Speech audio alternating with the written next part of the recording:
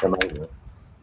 Bonjour à tous. Bonjour à tous, ravi de vous retrouver pour ce nouveau webinaire en partenariat avec Digital Bay cette fois-ci, qui va nous parler d'un outil qu'ils ont testé, notamment, enfin qui s'appelle Discord, je crois. Jean-Marc va peut-être nous introduire, Jean-Marc Guignard, président de Digital Bay, va nous introduire cette présentation avec Léo et Annick qui se sont mis ce matin sur leur 31, non je rigole, pour effectivement nous présenter ce super outil dont j'ai eu un petit aperçu et j'ai vraiment hâte que ce webinaire commence parce que ça a l'air d'être un outil dont nous, en tout cas la Technopole, je pense, on a vraiment besoin et dont on ne connaissait pas l'existence.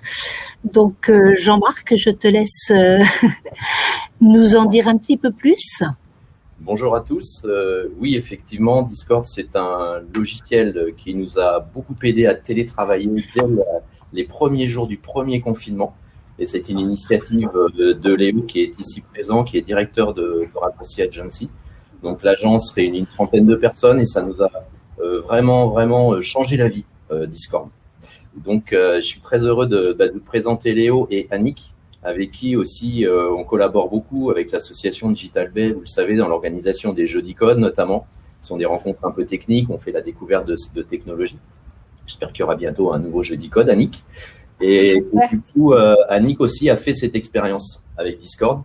Et donc, Léo et Annick vont vous présenter ce logiciel de partage de télétravail qui, à l'origine, a été imaginé pour les joueurs de jeux vidéo et qui présente beaucoup d'avantages parce qu'il est convivial et qui permet une mise en relation spontanée des membres d'une équipe. Et tout cela, vous allez le voir dans le concret avec Léo et Annick tout de suite qui vous font cette présentation. Soyez attentifs, il y a plein de petites idées, plein de petites choses intéressantes à observer et aussi dans le retour d'expérience, on peut aussi constater que ce produit, dans la relation de proximité qu'il crée entre les gens d'une équipe, eh bien, permet aussi de transmettre les valeurs de l'entreprise.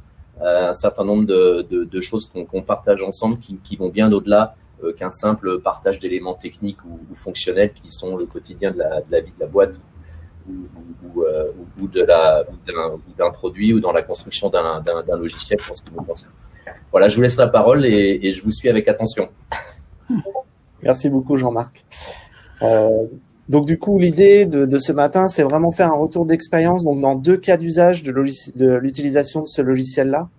Donc voilà, donc moi Léo, je vais faire vraiment le retour d'expérience sur comment on l'a utilisé, ce que vient d'introduire Jean-Marc au sein de l'agence Raccourci. Donc voilà, comment animer une trentaine de personnes à distance, sachant qu'on l'a utilisé donc durant tous les confinements. On a commencé en mars l'année dernière et à chaque fois qu'on s'est confiné, on l'a utilisé et on l'utilise même en dehors de ces périodes-là. Et puis il y a Annick, je sais pas si tu veux te présenter Annick un petit peu plus pour tout le monde aussi, voilà, qui va faire son. Oui, bonjour à tous. Moi je suis responsable d'une licence professionnelle au département informatique de l'IUT de La Rochelle. Et donc effectivement moi l'expérience que je vais relater ici, c'était aussi au démarrage du premier confinement. Voilà, il fallait qu'on trouve une solution pour travailler à distance avec l'ensemble des étudiants du département informatique et toutes les promotions. Et du coup, on verra que nous aussi, assez naturellement, on s'est tourné vers cet outil Discord. Et ça nous a permis également de maintenir vraiment du lien avec les étudiants et de pouvoir, je dirais, mener cette période de travail un peu différent et un peu potentiellement angoissant pour les étudiants d'une façon la meilleure possible. Donc l'objectif de ce matin, c'est on va essayer de vous présenter nos problématiques, un peu aussi une étude de cas qu'on a fait très rapidement, essayer de trouver la meilleure solution et pourquoi on est arrivé finalement à la conclusion de Discord. Et puis à la fin, moi j'essaierai de vous montrer un cas concret, c'est notre utilisation de Discord en temps réel. J'essaierai de vous montrer un petit peu comment nous on l'utilise au sein de l'agence. Donc pour ma partie, pour Raccourci, nous quelles étaient nos problématiques liées au télétravail. Forcément, on a toujours ces grandes questions qui reviennent. Il faut absolument éviter l'isolement des collègues et au niveau d'un télétravail, de faire en sorte que tout le monde puisse toujours être joignable, qu'on puisse garder un lien social alors que tout le monde est chez soi. Ça, c'était un des premiers points. Il nous fallait un outil pour ça. Il fallait qu'on puisse résoudre les problèmes de communication parce que forcément, dès qu'on commence à être éloigné, on a des problèmes à la fois à communiquer, mais surtout à communiquer en temps réel. Le côté interpellé, nous, c'est quelque chose au sein de l'agence qui est assez commun, c'est-à-dire que assez souvent dans la journée, on est en train de construire quelque chose et on a besoin d'interpeller les gens parce que des fois, on a une toute petite question qui est très bloquante et il faut absolument qu'on puisse comme ça facilement venir voir quelqu'un, lui poser la question, qu'il nous débloque et qu'on avance. Donc, en termes d'organisation, on avait besoin de quelque chose de plus fluide et de plus rapide qu'une simple communication par email où on attend une réponse. Il nous fallait quelque chose de beaucoup plus rapide. Et donc, ça a amené aussi le dernier point. Il fallait du coup qu'on garde notre efficacité, qu'on n'ait pas une lenteur qui s'implique, qui se mette en place parce que justement, on avait des moyens de com qui se mettaient à ralentir parce qu'on n'était pas tous en même temps dans des bureaux. Donc ça, c'était nos gros problématiques et il nous fallait qu'on trouve l'outil qui donne toutes les réponses à ces problèmes-là. Nous, de notre côté, globalement, c'est la même chose en fait. C'est exactement les mêmes problématiques. L'idée, c'était de travailler aussi sur garder du lien, être réactif et leur permettre à tous, aussi bien la communauté enseignante qu'étudiante, d'avoir cette réactivité dans la communication. Pour lever des angoisses, hein, on l'a dit, et puis comme tu l'as dit Léo, pour pouvoir interpeller rapidement et avoir cette réactivité d'échange dans la communication. Et puis ce que l'on craignait fortement aussi, c'était d'avoir ce climat distanciel qui soit propice pour nos étudiants à plus de décrochage. Et donc il nous semblait véritablement important de pouvoir vraiment travailler sur cette idée-là, de maintenir un lieu de vie, un espace où on facilite les échanges, la communication et la réactivité pour répondre aux questions et lever les difficultés. Donc derrière ça, nous après d'où on partait finalement avant le confinement, etc. Avec Raccourci, on avait l'habitude d'utiliser ces deux outils-là qui sont très connus. Donc on utilisait Skype pour avoir une solution de chat entre nous.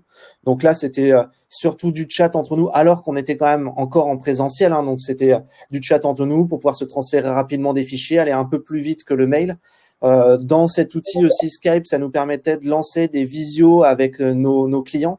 Par contre, on est bien dans un outil de visio et là, pour moi, ça va être un des points forts qui nous a fait partir sur Discord, c'est ce côté Skype est un outil de visio traditionnel et quand j'en dis en traditionnel, c'est-à-dire qu'il faut déposer un rendez-vous et il faut se dire à telle heure précise on se retrouve et on pourra engager une discussion à l'oral, présenter des écrans, se voir en vidéo, mais on est très traditionnel dans le côté il faut poser un rendez-vous. Donc ça, c'est ce que nous a amené Skype et on a même, au bout d'un moment, commencé à utiliser d'autres outils, genre Zoom, qui nous permettaient aussi de faire venir des gens qui n'avaient pas forcément de compte Skype.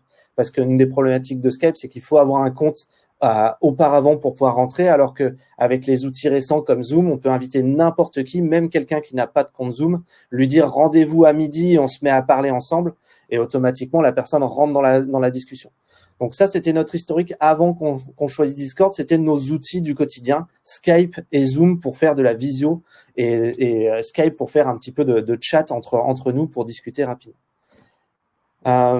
Du coup, au moment du confinement, on a essayé de savoir s'il y avait d'autres outils qui permettaient de faire ça. J'ai essayé de ranger les outils là pour vous présenter un peu. Alors c'est pas exhaustif, c'est les grands que j'ai trouvés.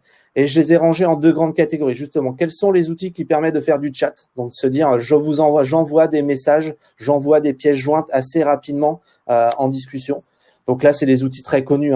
Vous avez Slack qui est vraiment un outil. L'intérêt de Slack, par contre, par rapport à un Skype que j'ai présenté avant, c'est que vous avez une notion de salon. Donc, ça veut dire que vous pouvez avoir des discussions vraiment dédiées par service dans votre entreprise ou par produit ou par etc. Donc ça, c'était au début, on pensait aller se tourner vers ce logiciel-là, vers Slack. Vous avez le concurrent de Microsoft qui est Teams, qui permet aussi de faire la même chose. Teams apporte ce petit plus justement, c'est que c'est aussi un outil de visio, c'est-à-dire que vous pouvez facilement inviter des gens à vous rejoindre dans une salle de visioconférence. Par contre, on est toujours sur ce côté, il faut poser un rendez-vous et on se retrouve dans une salle de visioconférence. Après, tous ces outils-là, vous voyez mes petites lignes en dessous, c'est que tous ces outils-là ont aussi le problème au bout d'un moment, d'être très limités si vous n'avez pas une version payante de l'outil. Donc là, Teams commence à être limité si vous n'avez pas un abonnement Office 365 à côté. Sachant que nous aussi, en plus, à Raccourci, finalement, on a très peu de gens qui ont une suite bureautique parce que c'est pas notre cœur de métier. On a finalement nos développeurs n'ont pas Word, PowerPoint parce qu'ils n'utilisent jamais.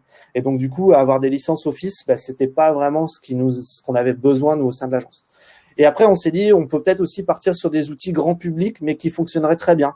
Donc, on s'est dit, tiens, pourquoi pas WhatsApp finalement? Tout le monde l'a sur son téléphone, parce que avec le confinement, en plus, tout le monde l'a fait installer, même sur le téléphone de tata et de mamie, tout le monde a eu son WhatsApp à un moment. Donc, pourquoi ne pas partir sur cet outil-là?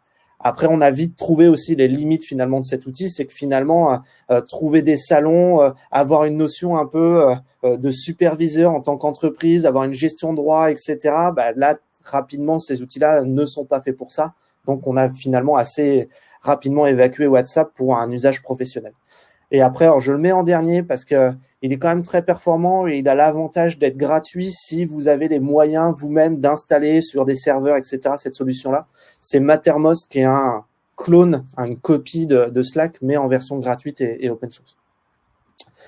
Dans les autres outils que je vais mettre en opposition aussi, c'est les outils de visio. Donc, quand on commence à faire du télétravail et être à distance, on a besoin par moment de se retrouver, comme on est en train de le faire là, de se voir en vidéo, de pouvoir échanger de manière vraiment orale. Donc, on a cherché des outils de visio. Et donc, on utilisait déjà Zoom, mais on a été allé voir justement ce que fournissait Teams. Donc là, je vais pas vous faire la liste. Donc Teams, Whereby, Jitsi, j'en ai même une deuxième page. Voilà, Google Meet, Livestorm qu'on est en train d'utiliser là actuellement, qui est plus tourné pour du webinaire. Livesize, vous en avez plein des outils qui font ça. Par contre, ils ont tous quelque chose en commun, c'est que à part, donc si je reviens sur ma slide d'avant, à part Jitsi qui est tout en bas et qui est complètement gratuit, tous ces outils-là ont une limite, soit dans le temps, soit du nombre d'utilisateurs. Et dès qu'on veut enlever ces limites-là, on rentre sur un modèle aussi payant qui peut vite être cher finalement au fur et à mesure du temps. Donc finalement, la seule solution qui serait complètement gratuite et qui est quand même assez performante serait Jitsi, mais dans les tests que nous on a eu aussi certains bugs à certains moments, des frises de caméra, des partages d'écran qui s'arrêtent, etc. Donc c'était pas non plus la solution idéale. Donc voici tout un écosystème de solutions finalement qui vous permettent de faire de la visioconférence, mais j'insiste dessus sur de la visioconférence planifiée. Donc après ce comparatif-là, voilà, je vais laisser Annick qui elle aussi avait son propre usage au sein de l'université. Oui, tout à fait.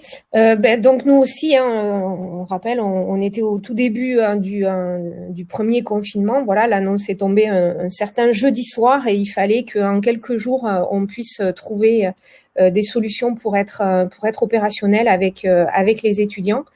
Donc on avait des outils existants au niveau numérique et au niveau accompagnement des étudiants dans leur travail.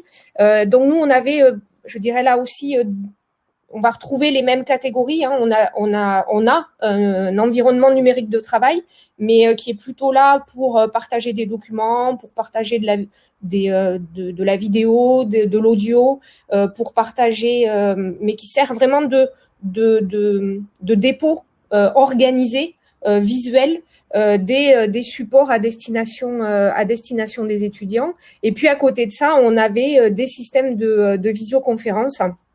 De type, donc nous aussi on avait plusieurs outils qui ont été mis en place, et on a sur l'université un service des pédagogies innovantes qui nous accompagne dans les usages de cet ensemble d'outils.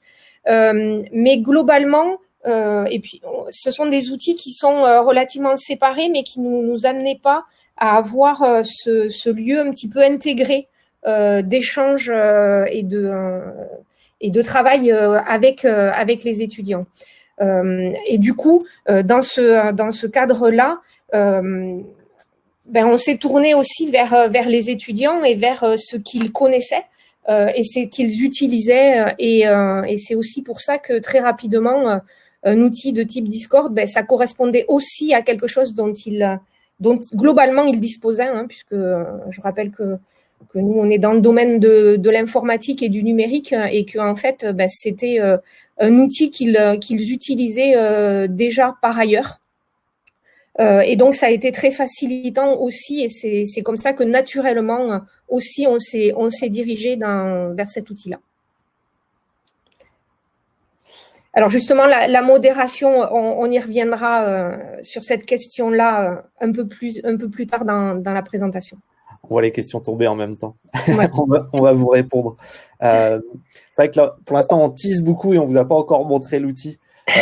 On y arrive, du coup, c'est vrai que nous, vu tout ce que je viens de vous présenter, voilà, on avait fait la liste un petit peu de si on devait trouver un outil idéal chez Raccourci, à quoi il ressemblerait. Donc nous, ce qu'on a besoin, c'est justement d'avoir cette notion de salon. Je l'ai déjà évoqué, mais de pouvoir dire que on a certaines équipes au sein de l'agence qui doivent pouvoir discuter sur un produit ou par service. Il faut qu'ils aient des discussions cloisonnées dans lesquelles ils peuvent discuter ensemble et ne pas avoir un seul grande salle dans laquelle tout le monde s'exprime et toutes les discussions seraient complètement mélangées. Donc ça, c'était un des premiers points. Notre outil doit pouvoir faire ça. On a besoin de pouvoir interpeller rapidement ou une personne ou un groupe de personnes. Et quand on dit interpeller, c'est à la fois envoyer un message pour que tout le monde les reçoive d'un coup, mais pouvoir aussi potentiellement le faire de manière orale, de se dire j'aimerais pouvoir arriver quelque part et dire bonjour et que d'un seul coup tout le monde me réponde bonjour. Donc ça, c'était quelque chose d'assez important pour nous. On avait besoin aussi potentiellement de faire rentrer nos clients aussi dans l'outil, de se dire que ce n'est pas qu'un vase clos aussi, cet espace finalement de communication, mais si on arrivait à faire rentrer des gens de l'extérieur dans l'outil, ça pourrait être intéressant. Si possible, avoir une solution gratuite ou avec un coût modéré. Donc là, l'intérêt de Discord, c'est qu'on a trouvé la solution gratuite en plus. Donc ça, c'était un vrai plus. Et alors ça, c'est un dernier point aussi, c'est que mine de rien, donc là, moi, je suis en tant que manager aussi de l'entreprise générale. On a besoin de savoir que là, son entreprise, elle vit. Qu'il y a des interactions qui se font, qu'il n'y a pas quelqu'un qui finalement est chez lui et un peu seul et perdu, a des questions, n'arrive pas à avancer dans son travail, etc. Donc avoir une notion un petit peu de supervision sans être Big Brother et surveiller et être derrière chacun, mais sentir que l'entreprise vit et que des échanges se font et que c'est assez fluide. Ça, c'était quelque chose de très important et très rassurant dans cette phase de Covid. Et alors, le dernier point aussi, si possible, c'est avoir un outil, mine de rien, qui est fun, dans lequel les gens vont être facilement embarqués, qui vont pouvoir l'utiliser pour se sentir à l'aise et discuter autour de tout ça. Donc ça, c'était notre outil idéal chez Raccourci. Côté Annick aussi, je pense que c'était un peu les mêmes choses, niveau outil idéal. Oui, tout à fait. Si tu peux passer à la slide suivante. Merci. Donc là encore, donc je rappelle, Discord, nous, on l'a mis en place. Là, je parle pas de l'université dans son ensemble, mais on l'a mis en place au niveau du département informatique de l'IUT et donc de ces différentes promotions, première année, deuxième année et les licences professionnelles. Véritablement, ce que l'on cherchait, tu l'as dit, c'est vraiment d'avoir un lieu de vie et de pouvoir recréer. Et donc, véritablement, ce qu'on a essayé de faire, c'est de recréer l'espace de notre lieu de vie du département informatique, mais de façon virtuelle, pour à la fois voir du monde. Et effectivement, et on va le voir avec le principe de fonctionnement de Discord, il y a de la vie. On voit les gens se déplacer d'un salon à un autre salon. On voit qu'il y a et que donc du coup par ce biais-là, ça permettait de mettre à la fois un cadre sécurisant parce que ça nous permettait aussi tout simplement de voir qu'il nous manquait pas du monde, qu'il manquait pas des étudiants et donc de diagnostiquer assez rapidement que peut-être un tel pouvait être en difficulté parce qu'une baisse de morale ou tout simplement parce qu'il avait des problèmes de connexion et ça nous permettait aussi d'être assez réactifs pour aller vers eux pour savoir s'il y avait un souci et voir à mettre en place soit des prêts d'ordinateur de clé 4G ou autre, pour leur permettre de travailler de la meilleure façon possible. Et puis, donc de pouvoir interpeller, là encore, rapidement, soit une personne, soit un groupe, pour communiquer de l'information. leur permettre de faire notre travail, d'animer des TD, des TP, de fonctionner en groupe projet. Mais là encore, effectivement, on y reviendra, sans donner accès à tout, en ayant une gestion aussi qui permette que le travail se passe du mieux possible dans les espaces dédiés, suivant les années, suivant les groupes de TD, suivant les équipes de projet. Et puis que cette solution-là, ça soit vraiment quelque chose qui soit facile d'appropriation. Donc par les étudiants, en fait, il y avait vraiment aucune difficulté parce que c'est un outil qu'ils maîtrisaient complètement. Pour nous, les enseignants, il fallait que ce soit à la fois facile, mais on découvrait l'outil au fur et à mesure. Et ça, c'est par contre une expérience que j'ai trouvée vraiment extrêmement intéressante. Comment très rapidement la collaboration s'est mise en place entre étudiants et enseignants sur l'usage et la mise en œuvre de Discord, parce que en gros, ils participaient aussi à notre formation sur l'outil et nous amenaient les réponses justement pour savoir comment gérer la modération, comment gérer les droits, comment trouver la bonne organisation à mettre en place dans notre Discord qui réponde le mieux possible aux besoins que l'on pouvait avoir. Et ça, j'ai trouvé ça une expérience très riche, finalement, que nous a apporté ce confinement. D'amener à la fois les enseignants et les étudiants à travailler ensemble, à monter cette plateforme pour qu'on puisse le mieux possible travailler. Voilà. Et puis, du coup, ça nous a permis, comme je le disais tout à l'heure, de pouvoir suivre à la fois les présences, les absences et de pouvoir être aussi réactif sur l'accompagnement des étudiants. Et puis on va le voir, l'outil qui à la base est un outil très utilisé par les gamers. Donc il a aussi ce côté assez fun dans son expérience utilisateur. C'était intéressant de garder ce côté un peu ludique, tout en mettant en place des règles d'usage, des règles de bonne pratique, ce qui a conduit à faire que on avait un petit peu peur de cette problématique d'avoir à modérer les échanges et finalement on a eu très très peu besoin de faire de la modération. Ça s'est globalement, voilà, au début du confinement, au démarrage, parce que ils avaient leurs habitudes de discussion sur Discord qui n'étaient pas forcément celles qui étaient dans le ton, dans le vocabulaire utilisé, dans la façon d'écrire, qui n'étaient pas forcément celles qui étaient attendues dans un Discord, je dirais, plus pédagogique. Mais très rapidement, les choses se sont mises en place. Donc l'idée, c'est vraiment, voilà, l'outil final qu'on a trouvé conjointement, c'est Discord. Donc Discord, on en a déjà parlé. Voilà, Discord à la base est vraiment une plateforme qui a été pensée pour les joueurs de jeux vidéo qui ont besoin, alors qu'ils sont en train de jouer aux jeux vidéo, de pouvoir continuer à discuter avec les gens avec lesquels ils sont en train de jouer. Principalement d'ailleurs sur des jeux où ils sont un petit peu massifs, où ils sont en train de jouer à une centaine de joueurs en même temps, etc. Et ils ont besoin donc potentiellement de s'écrire des choses, mais surtout aussi de pouvoir se parler, de pouvoir facilement dire dans le jeu vidéo va à droite, va à gauche, etc. Donc à la base, l'outil a été fait pour ça.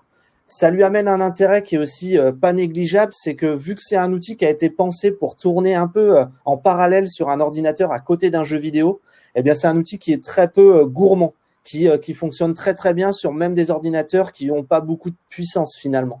Et la qualité a été mise en place aussi pour que toutes les interactions texte et vocales fonctionnent même quand on a une connexion Internet qui est un peu accaparée par le jeu vidéo à côté. Et donc du coup, ça nous a permis, et nous on l'a bien vu, même en ayant des gens qui étaient confinés et qui étaient un peu un peu loin de La Rochelle, qui n'avaient pas la fibre, etc. Et bien pourtant, on les entendait quand on faisait des visioconférences de manière très très limpide. Donc l'avantage d'être parti des problématiques de jeux vidéo nous a aussi permis, nous dans l'entreprise, de gagner sur ces points-là de performance. Donc aujourd'hui, Discord, alors là j'ai un chiffre de 140 millions d'utilisateurs actifs, je crois que c'était en juin l'année dernière. Donc je pense que ce chiffre-là, il a largement augmenté en fin d'année. Et j'ai vu à la fin de l'année, ils avaient annoncé qu'il y avait plus de 620 milliards de messages qui avaient été interchangés juste durant la plateforme, durant l'année 2020. Donc, c'est vraiment un projet qui gonfle énormément, et on le voit d'ailleurs que dans leur communication, ils commencent à changer un tout petit peu et à s'orienter vers les professionnels, alors qu'à la base, ils étaient vraiment pensés que pour les joueurs de jeux vidéo. Donc, moi, l'objectif, c'est que je vais vous montrer un petit peu Discord à nous. Ouais, Léo, juste, je voudrais compléter ce que tu viens d'évoquer. Voilà, merci. Juste pour vous montrer le principe que nous on a mis en place ici sur le serveur qui sert pour les deuxièmes années, où on a ce mélange, comme tu le disais, de lieux avec des espaces vocaux. Sur lequel on reviendra, sur lequel là vous avez par exemple l'amphi, on écoute les profs, un autre salon vocal qui correspond à notre salle des profs, et puis on a comme ça des salles d'études dédiées au groupe de TD, des salles textuelles sur lesquelles on peut matérialiser de l'information, mais qui vont être par thématique cette fois-ci. Donc là vous avez les modules de formation dans lequel les enseignants comme ça peuvent organiser et structurer l'information à mettre à disposition des étudiants. Et tout en haut, ce que j'évoquais précédemment, avec la partie bienvenue et règles, dans lequel on a mis en œuvre, je dirais, une charte de bonne pratique d'usage du salon Discord pour justement donner tous ces prérequis-là. Et puis le deuxième point que je voulais évoquer, c'est la slide d'après. C'est de dire que le fait de basculer à Discord n'a pas fait pour nous que tout se soit mis en œuvre dans Discord. On l'a vu aussi comme un outil d'intégration du reste des outils dont on disposait déjà, donc Moodle que je vous ai présenté tout à l'heure, qui est notre environnement numérique de travail sur lequel les documents, les dépôts de devoirs pouvaient continuer à se mettre en place. Un petit élément de Discord sur lequel, pour nous, les salons vocaux sur lesquels on peut partager de la vidéo étaient limités à 50 personnes. Du coup, assez rapidement, on a remis en œuvre pour des moments où on voulait faire de la visioconférence avec un ensemble d'étudiants assez important. Bien sûr, on a remis et on a réutilisé les outils de visio qui étaient à notre disposition.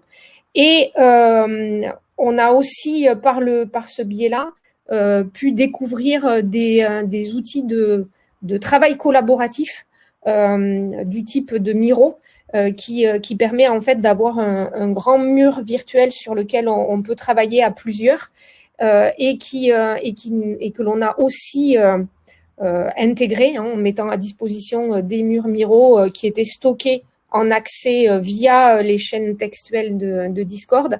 Et donc on a vraiment utilisé Discord comme étant un outil d'intégration de notre système d'information distant, je dirais. Voilà. C'est vrai que nous, c'est un peu la même chose aussi sur ce que dit Annick. Forcément, nous, on a d'autres outils autour de ça. On dépose des fichiers sur des outils type Google Drive, etc. Donc, par contre, c'est vrai que Discord reste le point central de communication et d'échange désormais de tous ces liens et de tous ces moyens de se partager des fichiers. Dans la démonstration, là, je vais vous montrer sur vraiment l'outil. Hop, si je passe dessus, voilà. Si je passe dessus, vous avez vraiment cette logique-là, juste d'avoir au centre les discussions. Donc, on est sur un outil de chat qui reste, somme toute, assez traditionnel, finalement. C'est-à-dire que là, vous avez du chat et on peut commencer à écrire dedans. Quand vous voyez ici, vous voyez sur la partie gauche l'ensemble de tous les salons. Donc là, Annick vous a présenté les salons qu'elle a là au niveau de l'université. Nous, au niveau de l'agence, on commence à avoir des salons en fonction justement des éléments de communication, au niveau des équipes, au niveau des projets. Donc là, chacun des projets, nous, au sein de l'agence, quand on clique dessus, a son système de discussion. Donc là, vous voyez l'ensemble de toutes les discussions qui se passent actuellement sur un produit et chacun peut interagir.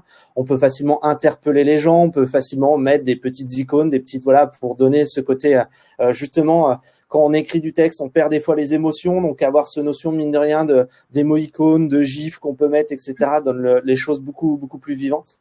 Et sur la partie droite, vous voyez l'ensemble de tous les gens qui peuvent interagir dans ce salon.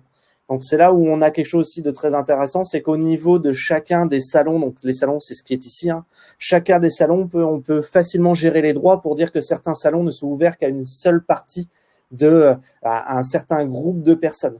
Donc c'est là où nous on a pu faire rentrer des clients dans certains des salons, mais pas dans tous, pour pas qu'ils ne voient l'intégralité de nos discussions.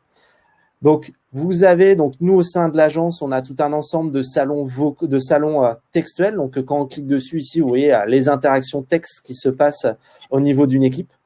Et vous avez surtout quelque chose qui est important pour nous, c'est cette partie-là, ce sont les salons vocaux privés. Les salons vocaux, c'est pour nous la vraie plus-value et la grosse force finalement de Discord.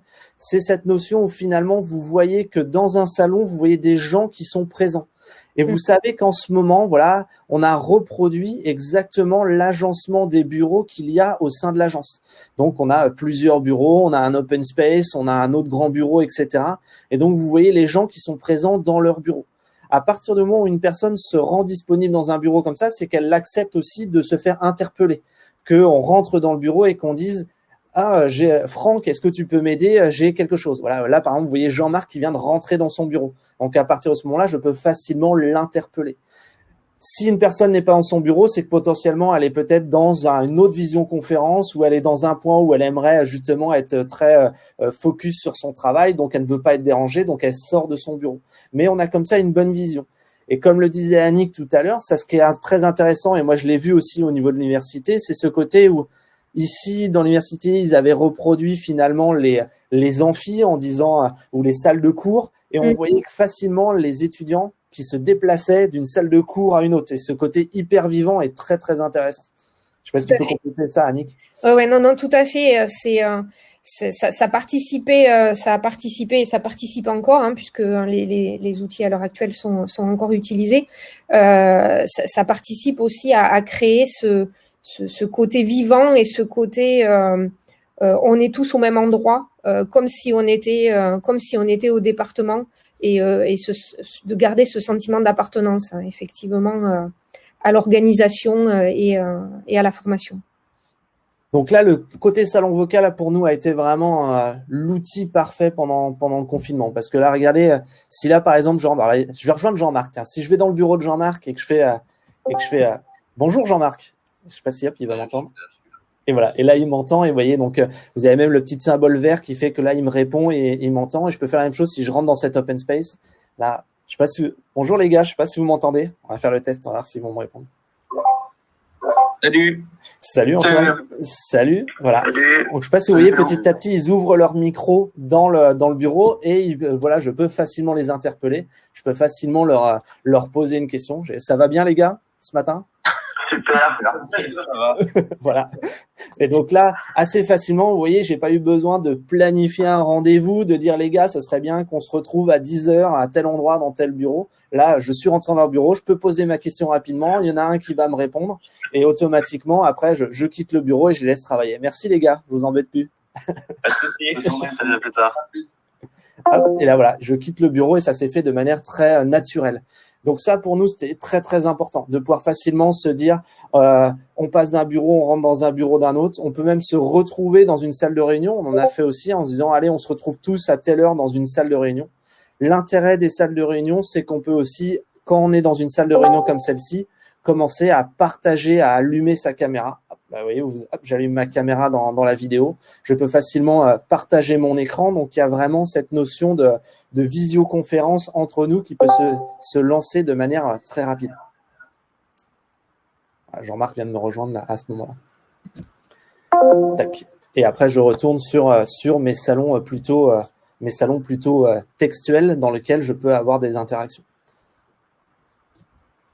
Au niveau après de Discord, sur les dernières choses, c'est qu'ici, vous pouvez avoir finalement plusieurs espaces de travail. Là, vous voyez les miens vraiment de manière perso. Donc là, j'ai mon agence, j'ai l'université parce que j'interviens au niveau de l'université, mais je suis aussi un joueur de jeux vidéo et j'ai un salon de jeux vidéo. J'ai réussi à faire passer ma famille aussi, donc j'interagis maintenant avec ma sœur, avec mes parents, avec mes beaux-parents, etc. dans ce groupe-là. Donc ça peut aussi être un usage familial si vous le voulez, ça marche très bien. Et là, c'est la petite opération que j'essaie de lancer depuis une quinzaine de jours, c'est que je suis aussi élu à l'Agor. Et donc, j'essaie de faire rentrer les élus de l'Agor dans un Discord pour qu'on puisse aussi avoir des interactions, parce qu'en ce moment, c'est forcément plus compliqué avec les confinements, etc. Donc, essayer de monter des espaces pour que les commissions, etc. puissent discuter entre elles. Donc, l'usage de Discord et ce qu'on en fait, à la base, c'est pour les joueurs de jeux vidéo, mais ça peut s'adapter à toutes les cibles. Je ne sais pas si tu veux compléter, Annick, sur ce que je viens de dire. Oui, tout à fait. Et te signaler, Léo, que du coup, ta caméra est restée coincée je suis resté coincé là-bas. Dans Discord, je pense, quand tu l'as fait. Je vais la rallumer. Oui, tout à fait. Donc, effectivement, comme on l'a vu sur l'exemple de l'organisation côté raccourci, ben nous on a fait globalement des choses équivalentes en ayant à la fois des salons textuels qui, comme je le disais tout à l'heure, nous sont plutôt organisés par module, par cours.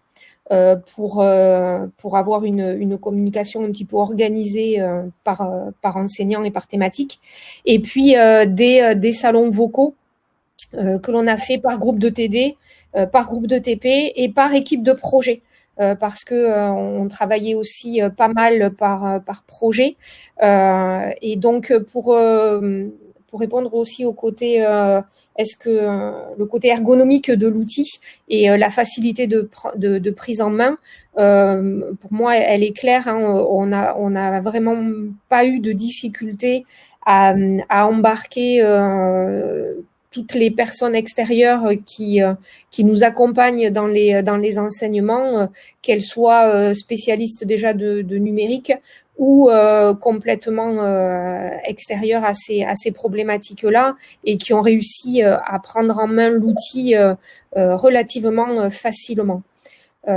Et encore une fois, dans ce cadre-là, les étudiants ont aussi largement participé à accompagner ces prises en main, ce qui rendait encore plus facilitant cette partie-là.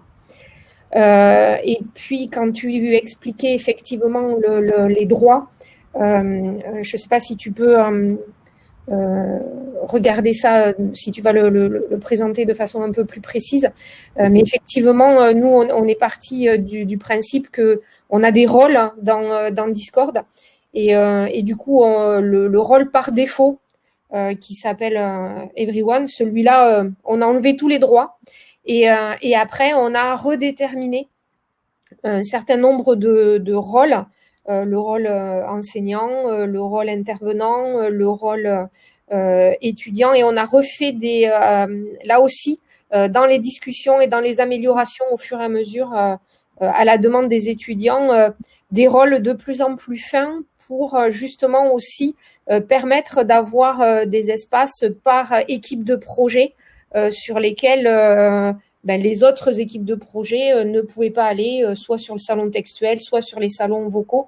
Et donc, comme ça, petit à petit, mettre en place une organisation adaptée aux différents besoins d'enseignement ou de travail collaboratif qu'on avait à mettre en œuvre. Nous, c'est vrai que les rôles, on les gère de différentes manières aussi, Annick. On a fait des rôles par équipe aussi, nous, au sein de l'agence. Et il y a des fois où, quand on a besoin de faire venir, là, par exemple, ce sont les salons dans lesquels on fait intervenir nos clients. Et là, pour le coup, on leur crée pas forcément un rôle, mais on peut les inviter uniquement un client dans un seul channel, en fait, dans un seul salon. Donc là, par exemple, faire rentrer les gens dans ce groupe-là, et bien là, quand on fait gérer les permissions, soit on invite globalement un rôle à rentrer soit finalement, donc là c'est bien ce que tu disais tout à l'heure, hein, c'est-à-dire que le rôle Everyone, qui est tout le monde, lui, personne ne voit ce salon par défaut, il y a uniquement les gens qu'on a invités qui le voient. Et donc là, vous voyez tout plein de gens, et ça, ce sont plutôt des clients, hein, que vous voyez ici. Et donc là, on a Philippe du CRT Bretagne, par exemple. Voilà, lui, on l'a spécifiquement pour lui, on lui a dit, maintenant, lui, tu peux voir le salon. Donc, ce client-là ne voit pas tous les salons de tout notre Discord. Il ne voit que ceux dans lesquels on l'a invité. Et d'ailleurs, c'est assez simple. C'est-à-dire que quand on va ici sur la colonne de droite, on voit facilement tous les employés de Raccourci, eux, voient l'entrée, mais on voit aussi qu'il y a des gens qui sont invités. Et donc là, vous voyez Beryl du CRT PACA, etc. Donc, vous voyez des clients spécifiques qui sont invités dans ce salon et qui peuvent venir interagir et qui peuvent discuter avec nous sur des points bien précis.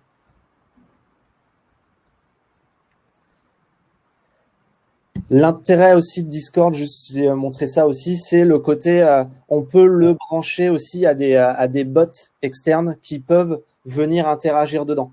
Donc nous, par exemple, en tant qu'agence web, on a mis des systèmes de sondes qui vont surveiller, par exemple. Donc là, on peut voir que ce matin, d'ailleurs, le site du Stade Rochelet a dû avoir une coupure de 1 minute très rapidement. Et donc du coup, nous, nos équipes techniques ont dû être alertées comme quoi on avait un site en ce moment là, qui allait bien ou qui allait pas bien. Donc ça aussi, ça permet facilement d'interagir avec d'autres outils externes. Si vous commencez un petit peu à bidouiller dans l'outil, on peut faire des choses assez intéressantes. Est-ce que vous avez des questions autour de tout ça? Je vois quelqu'un qui me dit il y a un mode sombre. Ouais, tout à fait. Il y a un mode sombre. Il y a même un mode comme le mien. Moi, j'aime bien comme ça. Voilà, je suis intermédiaire. Je suis sombre ici, mais je suis clair ici. Mais on peut que ça peut être tout sombre ou ça peut être tout clair. Il n'y a aucun problème à ça. Il y a quelque chose qui est très important aussi, c'est que l'application marche sur tous les supports. Elle marche sur téléphone portable, elle marche sur ordinateur, sur tablette. Donc, ça vous permet aussi forcément d'être de vous déplacer, de recevoir les notifications. Vous recevez des notifications comme quand vous utilisez des SMS, un WhatsApp, etc. Donc, vous recevez des notifications comme quoi quelqu'un vous a parlé, comme quoi un nouveau message est apparu dans un groupe de discussion. La notion des notifications est très importante, c'est-à-dire que vous pouvez faire en sorte aussi que sur un salon, vous pouvez dire celui-là, je veux finalement le mettre en muet, je ne veux pas recevoir de notifications à chaque fois qu'il se passe quelque chose dedans. C'est vrai qu'on commence à avoir beaucoup de salons et une grosse équipe qui interagit. Forcément, on veut pas que chaque petite discussion vienne polluer et vous receviez quelque chose qui vibre dans votre poche à chaque fois que quelqu'un se met à parler à quelqu'un d'autre. Donc, vous pouvez très bien choisir quand est-ce que vous allez être interpellé par ces notifications. Ça, on l'a appris très vite. Parce que de rendre muets les salons, effectivement, et de se donner comme règle pour interpeller vraiment, pour faire une notification, d'utiliser les systèmes arrobas, le nom de la personne, ou arrobas, nom du groupe, pour faciliter, il y en a un exemple là-haut avec @woody, qui permettent comme ça de cibler les notifications et de pas tomber dans le piège d'avoir quelque chose de extrêmement verbeux et qui nous sollicite tout le temps, parce que ça risquait d'être contre-productif. Je me permets d'intervenir. J'ai une question. Je voudrais savoir, Léo et Annick, comment vous avez, quel retour d'expérience vous avez par rapport à deux éléments. Est-ce que les personnes qui sont en Discord se sentent surveillées? Est-ce que ça les met dans une situation assez délicate finalement? Et de l'autre côté, comment vous avez réussi à avoir un retour d'expérience sur tout ce qui s'y dit et tout ce qui s'y fait? Parce que finalement, être notifié que sur certaines choses, c'est bien, mais quelquevois, on aimerait en savoir un petit peu plus et aller plus en profondeur. Par exemple, Annick, peut-être qu'un jour dans un TP, t'as voulu en savoir un petit peu plus a posteriori. Est-ce que tu es revenu dans des discussions a posteriori, par exemple? Et Léo, est-ce que toi aussi, ça t'a permis d'avoir un recul sur ce qui se passe dans l'agence? Annick, tu veux commencer? Oui, tout à fait. Donc, comme je l'ai indiqué tout à l'heure, là où on peut avoir des retours sur des conversations, c'est sur les chaînes textuelles.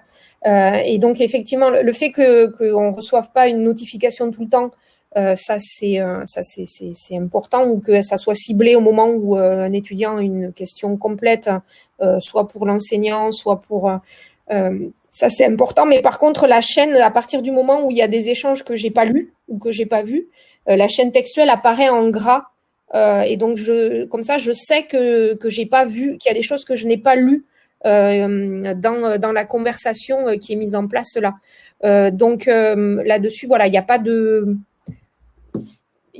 souci sur cette idée-là, et les choses sont claires qu'à partir du moment où c'est écrit dans le fil de discussion, ça veut dire que tout le monde qui a les droits sur cette chaîne-là peut être amené à lire le contenu de la conversation. Voilà. Est-ce qu'ils ont eu le sentiment d'être surveillés? Je dirais non, pas forcément. Enfin, je ne pense pas, étant donné que c'était pas l'objectif et que ils pouvaient avoir eux des espaces à côté, et on le sait, hein, ils ont d'autres serveurs Discord à côté qui correspondent à leur partie privée, je dirais, d'organisation, et que là, c'était vraiment, je dirais, l'espace pédagogique. Voilà. Donc, c'est à peu près du même ordre que quand ils sont à l'IUT. Moi, j'ai envie de dire que c'est à peu près pareil aussi. C'est-à-dire que finalement, tous les salons textuels, moi, je les ai finalement assez rendus muets en général. C'est-à-dire que quand on a besoin de m'interpeller en personne, les gens font le @Léo et automatiquement comme ça, je suis notifié que c'est bien à moi qu'ils sont en train de s'adresser. Par contre, j'ai quand même un accès à l'ensemble des salons de l'entreprise, et donc du coup, ça m'arrive, voilà, des fois de me dire, tiens, qu'est-ce qui s'est passé aujourd'hui, parce que j'ai vu qu'il y a eu de l'effervescence dans tel service, etc. J'aimerais bien savoir quelles sont les discussions qu'ils ont eues, et des fois, je remonte le fil et je relis un petit peu comme ça les échanges. Il faut savoir que c'est pas non plus de la surveillance, parce que ils le font finalement, tout le monde sait que tout est ouvert, que tout le monde peut lire n'importe quoi. D'ailleurs, à peu près, tous les employés ont accès à l'ensemble de tous les groupes, donc c'est quand même assez ouvert. Après, s'ils veulent avoir des discussions privées finalement entre collaborateurs, ils peuvent très bien le faire. Là, il suffit par exemple que voilà, je clique ici sur Benoît, je peux lui envoyer un message, et ce message-là sera uniquement entre moi et Benoît, et ça sera un message privé et personne n'y aura accès autre que nous deux. Donc, si j'ai besoin d'interpeller un collègue, et ces petits groupes privés, on peut inviter d'ailleurs plusieurs personnes, c'est pas forcément du 1-1. Et donc ça se fait complètement sans contrôle du super administrateur de la solution. Donc, l'outil permettant des espaces privés à côté, les gens savent très bien que quand ils discutent dans un groupe, ils le font de manière publique. Mais je pense quand même que 90-95% des discussions se font sur les groupes publics. Parce que ce côté, là, vous avez un très bon exemple. Hein. Hier soir, Manon qui interpelle parce qu'elle a un problème sur son ordinateur, elle interpelle le groupe globalement. Et finalement, vous voyez, 1 minute plus tard, il y a déjà quelqu'un qui lui a répondu. Donc, le côté un peu parlons à tout le monde et ça va être collaboratif et d'autres gens vont venir t'aider, on l'a très bien vu au sein de l'agence. Et ça, je dirais, pour compléter, effectivement, que ça a été la même chose aussi entre étudiants, et ça aussi, c'était un effet tout à fait positif sur ces espaces. Un étudiant avait une difficulté, il posait sa question, et en gros, c'est le premier qui voit la question et qui a la réponse à la question qui répond, et ça pouvait être aussi bien sur des problèmes techniques, aussi bien un enseignant que des étudiants entre eux. Moi, ça m'est arrivé plusieurs fois de remonter un fil de discussion et puis de me rendre compte qu'en fait le problème était réglé. Donc voilà, ça c'était aussi c'est la puissance du collaboratif et du côté temps réel, je dirais, qui est intéressant. Et je voulais compléter aussi, et le moteur de recherche qui est intégré à Discord fonctionne aussi très très bien pour retrouver des choses qui se sont dites dans des discussions, voire même vous vous souvenez qu'on vous avait envoyé un lien il y a un mois, etc. Le moteur de recherche marche vraiment très bien. Donc ça permet aussi des fois de remonter dans des fils comme ça dans le temps de manière loin. Il n'y a pas de limitation aussi sur l'historique de conservation par rapport à d'autres outils, hein, comme Slack par exemple, qui est en version gratuite, va limiter le nombre de messages, sur qu'au bout d'un moment, vos messages s'autodétruisent. Là, vous avez tout l'historique, donc vous pouvez facilement remonter très rapidement dans le fil. J'ai vu qu'il y avait une question aussi tout à l'heure sur est-il prévu des espaces collaboratifs d'échange de documents ciblés par salon? Ce n'est pas une GED, Discord. Ce n'est pas un endroit de dépôt de fichiers. C'est facilement un endroit où vous pouvez déposer. Vous voyez, là, je peux vous poser une image, un imprimé écran. Je peux vous donner, vous uploader un PDF, etc. Par contre, ça va rester dans le fil de discussion et c'est pas le bon endroit, je pense, pour le ranger. Comme le disait Annick tout à l'heure, on a nous aussi un outil, un endroit où on stocke nos documents, où on les gère, etc. Nous, on utilise Google Drive, mais ça peut être plein d'autres solutions. Par contre, se donner le lien qui pointe vers Google Drive dans Discord, on le fait très souvent. Mais voilà. On ne stocke pas les documents dans Discord. C'est le même principe. Ou alors, c'est quand on veut échanger sur un document, mais le document, il est stocké de façon pérenne, nous, de la même façon, sur nos outils type Moodle. Et un instant donné, parce qu'on veut aller vite, on repartage le document rapidement via Discord pour qu'il soit accessible vite à tout le monde. Mais c'est pas, voilà, c'est utilitaire et c'est pas un espace de stockage à proprement parler.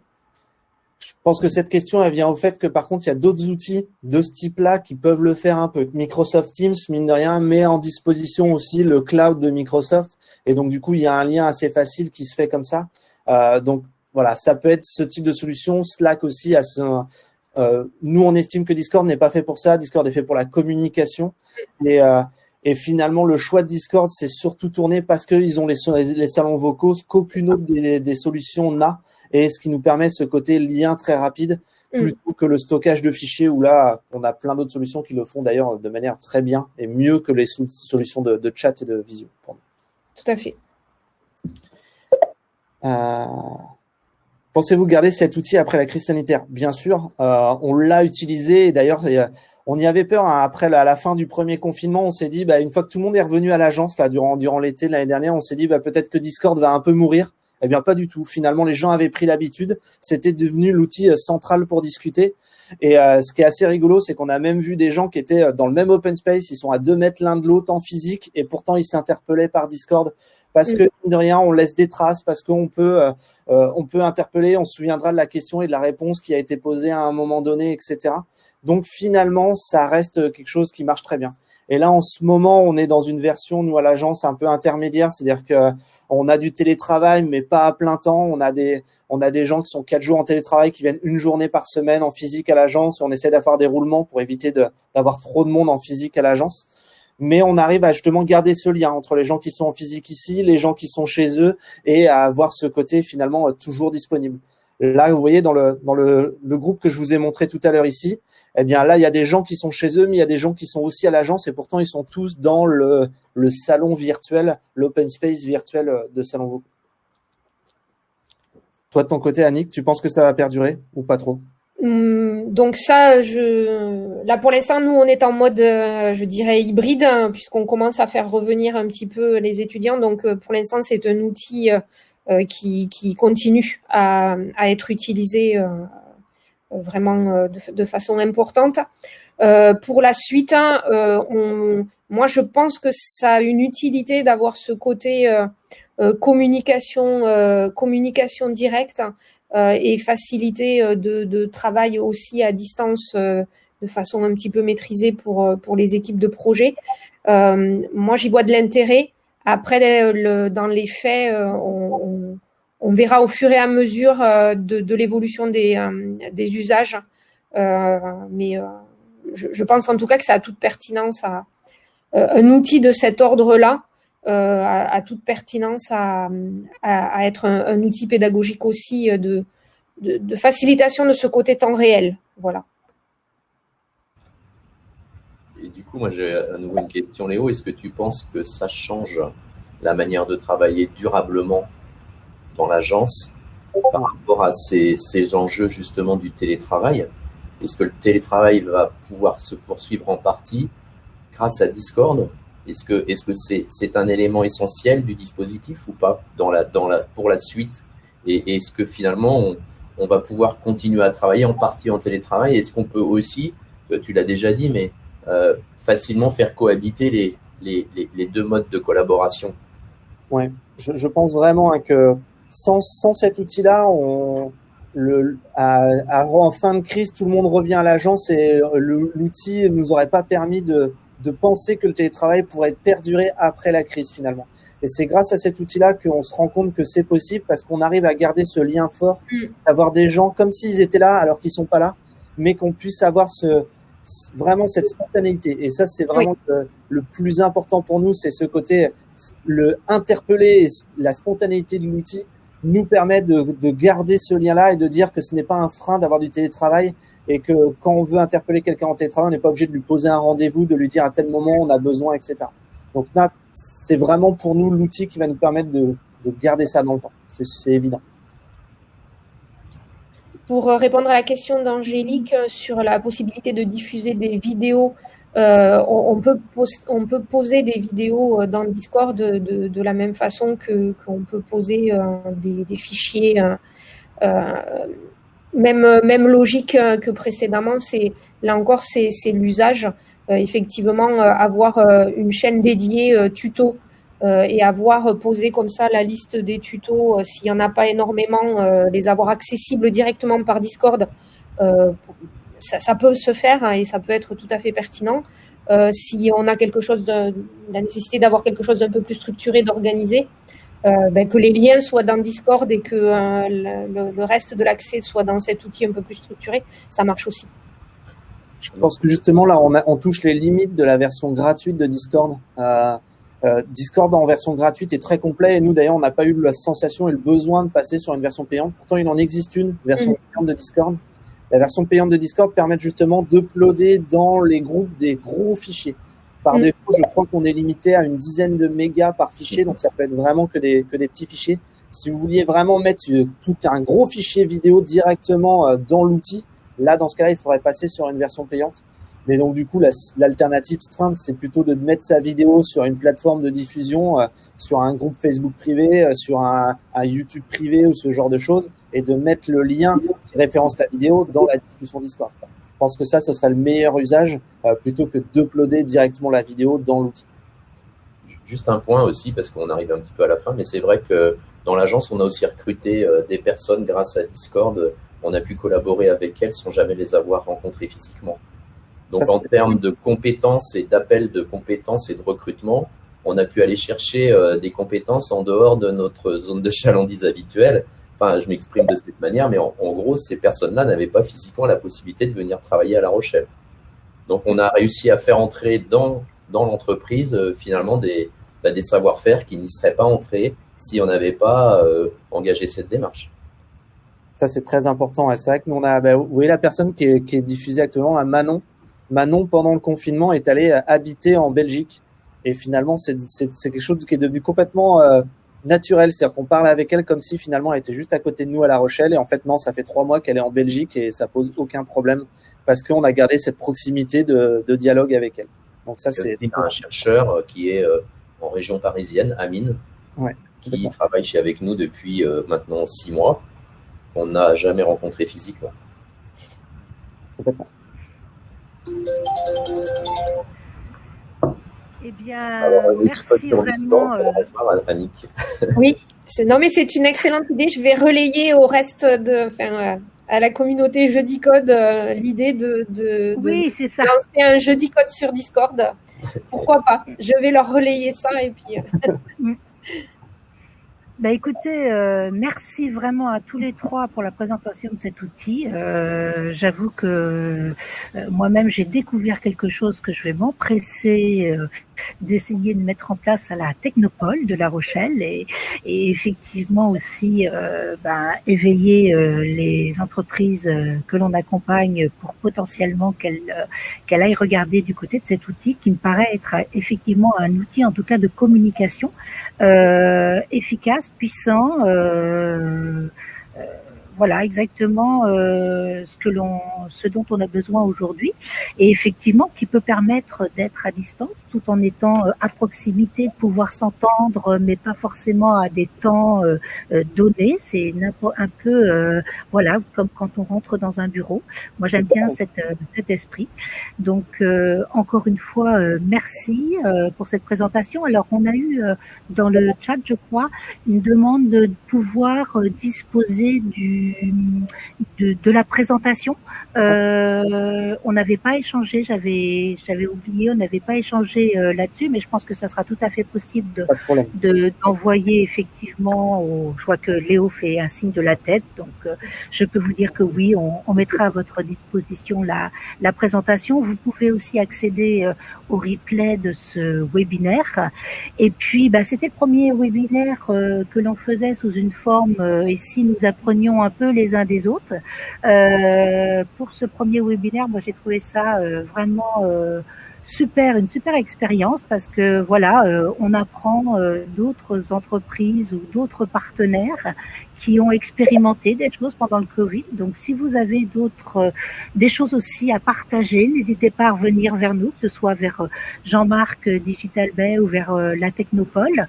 On se fera un plaisir de se faire l'écho de ces partages, effectivement, d'expériences, parce que je pense qu'on a tous besoin les uns des autres pour grandir. Et puis, ça va nous économiser du temps, puisque vu la veille qu'a fait Léo sur l'ensemble des outils, voilà, maintenant on peut se dire on va aller direct à Discord, hein, ça ira plus vite. Et puis, à bientôt pour un prochain webinaire. Jean-Marc, je sais pas quels sont vos prochains rendez-vous au niveau de Digital Bay. Vous avez des prochains rendez-vous à rappeler peut-être dans le cadre de ce webinaire? Les webinaires ne sont pas encore fixés en date, mais la thématique qui sera abordée, ce sera le numérique responsable. Ok, super. Eh bien, partante pour être partenaire à nouveau, parce que c'est un sujet sur lequel la Technopole va énormément intervenir également sur la formation des entreprises qu'elle accompagne, de façon à ce qu'effectivement, dès la création, on se penche sur ces thématiques. Annick, merci beaucoup. Je sais que vous êtes en vacances, visiblement, mais vous avez accepté sans aucun souci depuis vos lieux de vacances d'intervenir et de partager votre expérience. Ça, c'est super. Hein. N'oubliez pas qu'on a un pôle d'enseignement supérieur à La Rochelle qui est vraiment à proximité des entreprises et qui aussi partagent leur expérience. Et ça, je pense que c'est un atout majeur pour notre territoire. Léo, merci beaucoup. Je ne savais pas que vous étiez donc à la mairie de Lagore. Je suis donc une de vos administrées, monsieur. Et puis, merci. Merci encore à tous de nous avoir fait confiance pour ce rendez-vous. Je vois que les gens dans l'ensemble ont passé, comme moi, une heure agréable à vous écouter et à découvrir ce nouvel outil. Eh bien, écoutez, à très bientôt sur Livestorm, bien sûr, sur la chaîne de la Technopole, vous allez recevoir le lien vers le replay.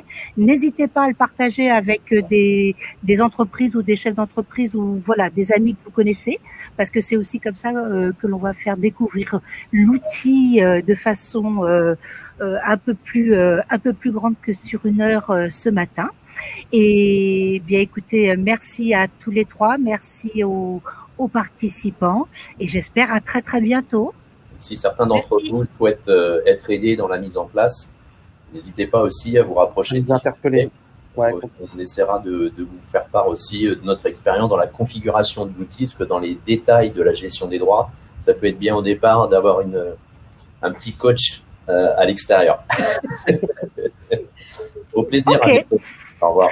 Merci beaucoup. Merci. On s'en souviendra. Ciao, ciao.